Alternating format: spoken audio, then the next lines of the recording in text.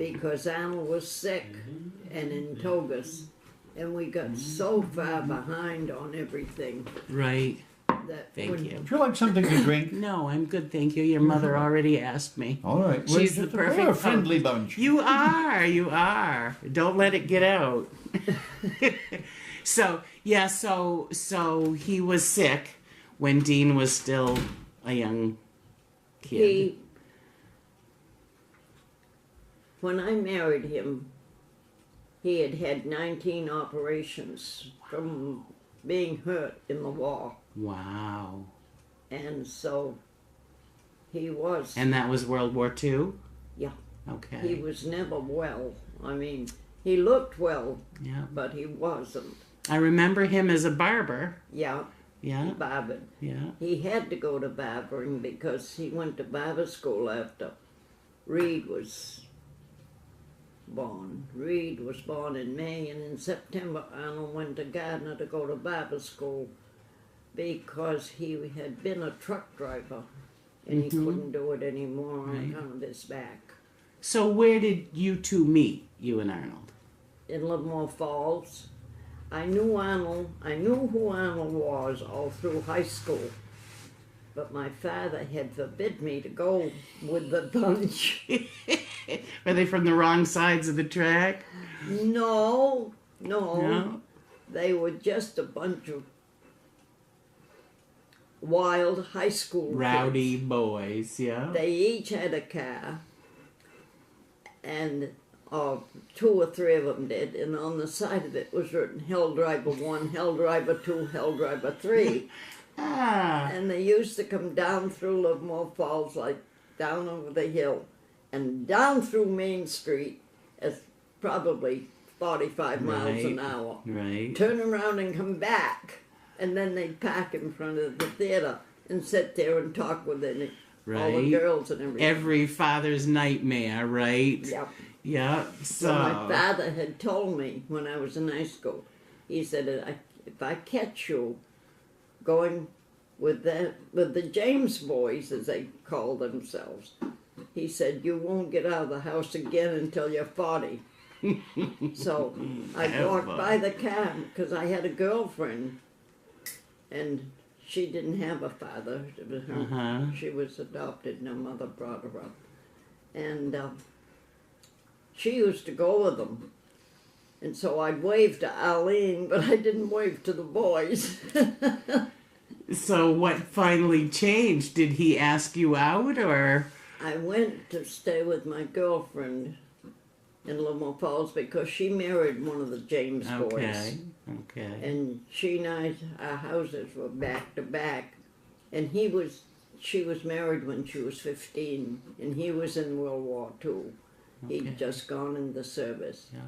And she went to see him in Georgia.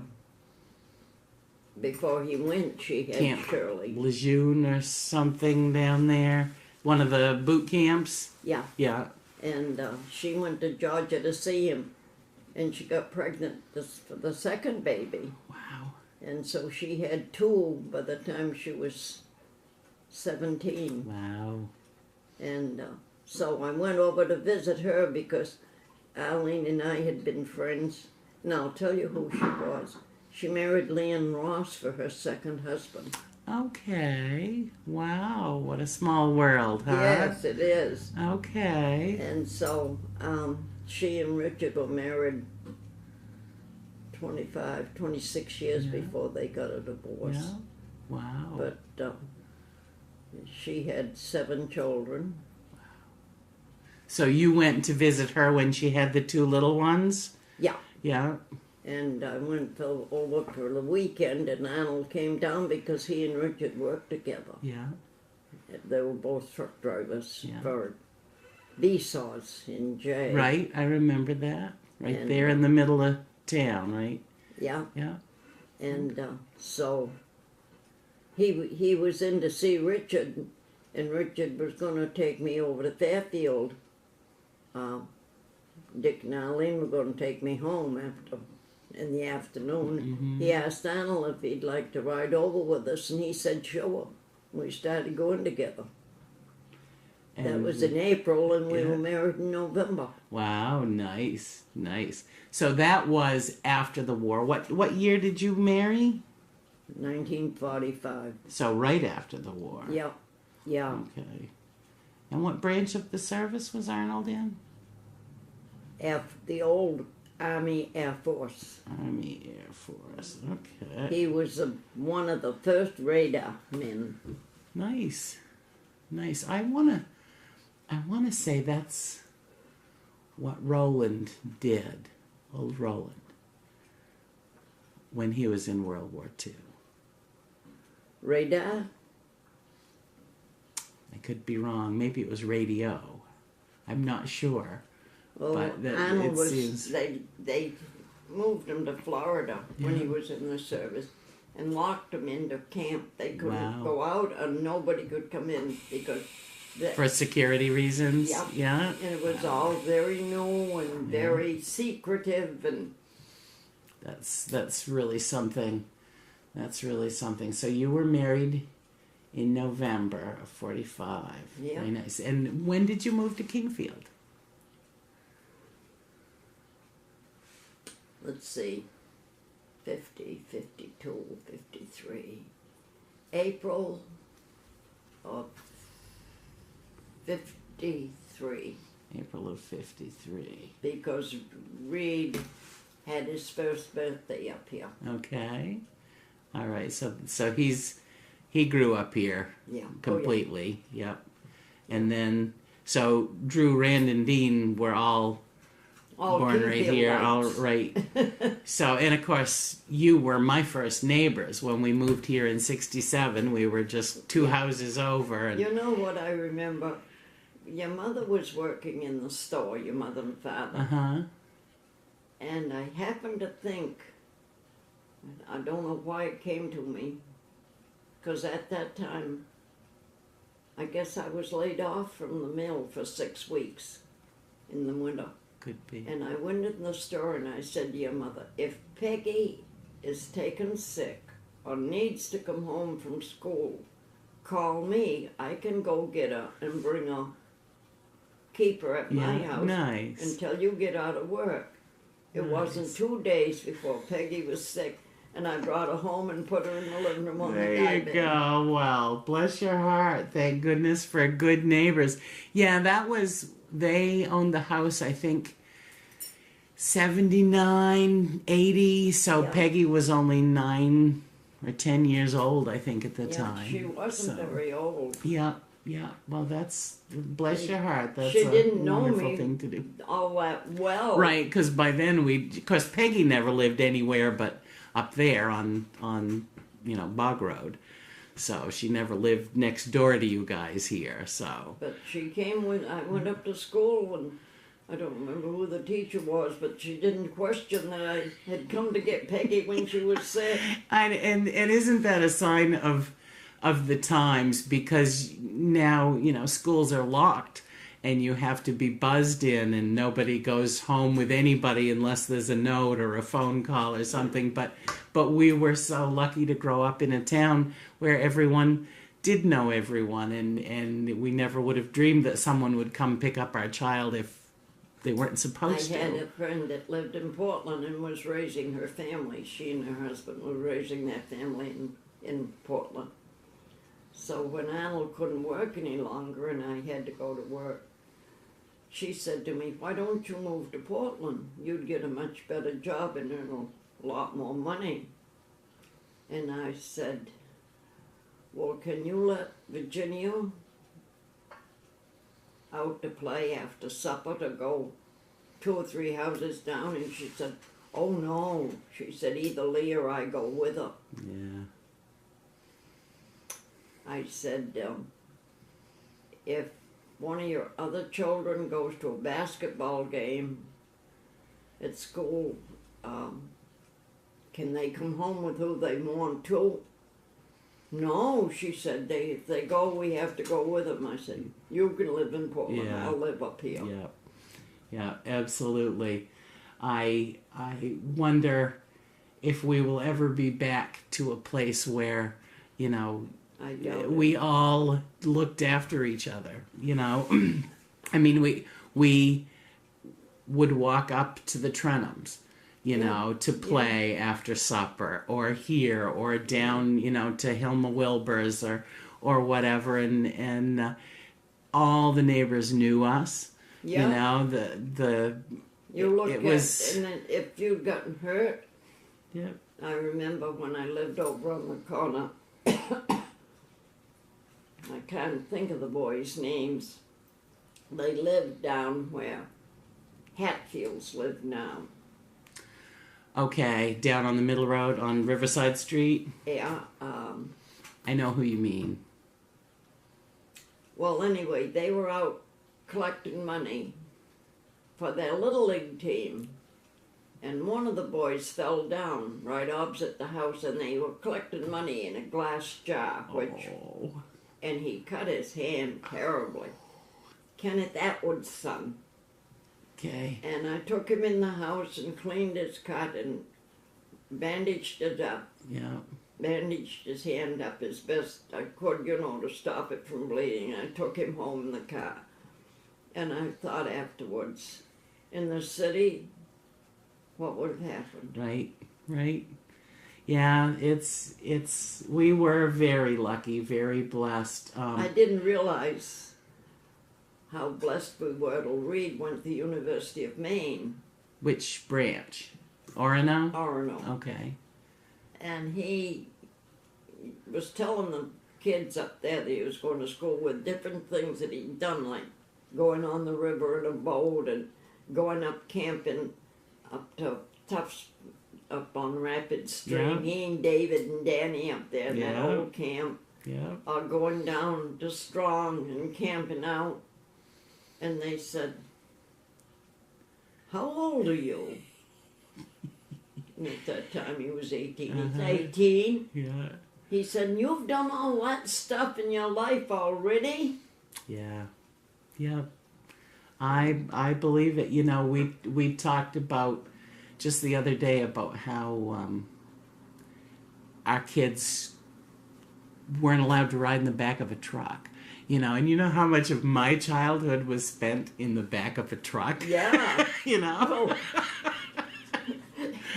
I got to tell you, Drew's girlfriend at that time, a couple of years ago, was up here from Portland.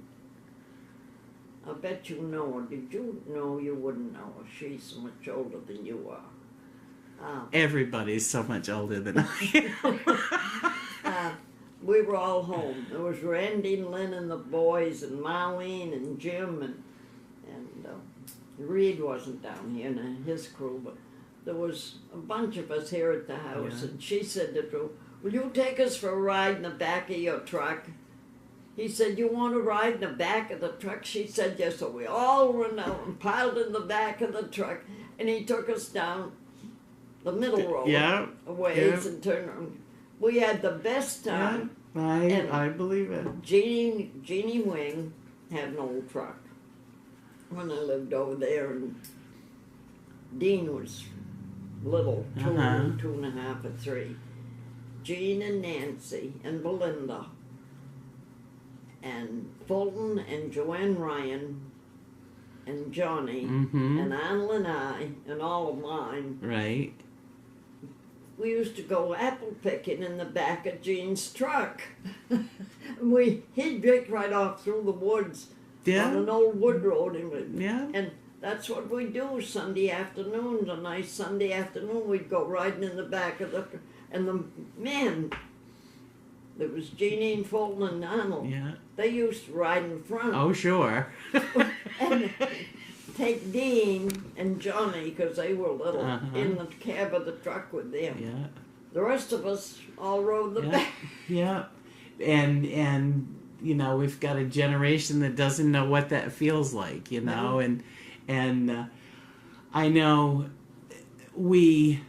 I would walk from where we lived to the girls' swimming hole. Yeah. And go swimming with, friends, parents, we just all looked out for each other. Yeah. We had, for a while, Ray Meldrum had that little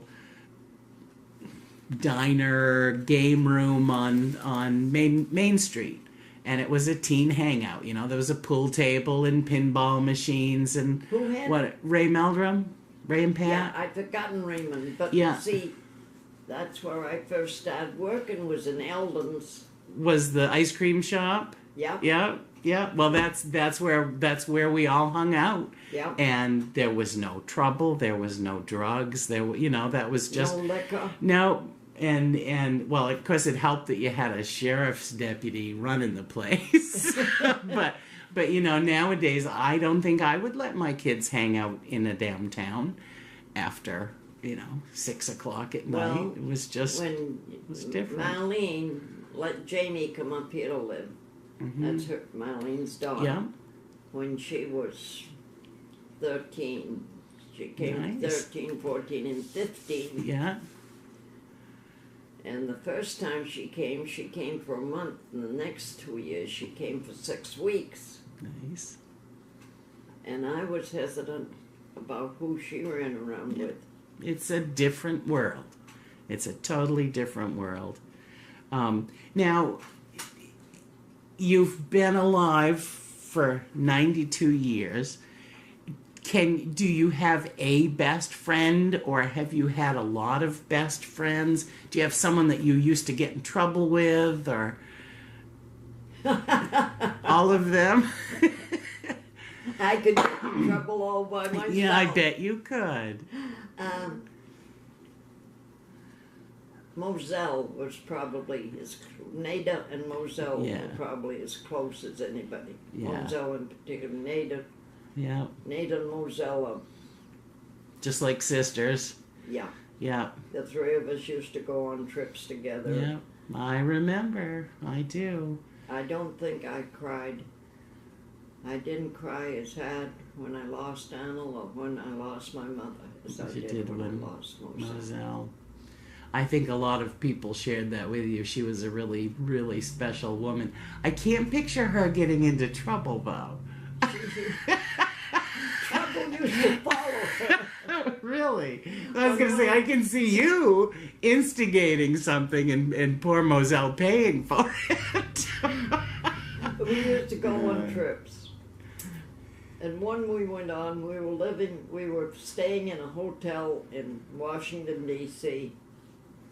And Moselle went into the bathroom. And all of a sudden she began to screech and scream, and Nader and I opened the door and went in, and the bathtub upstairs had overrun and it was coming right down. No. Oh, no. Oh, then we went on a boat ride,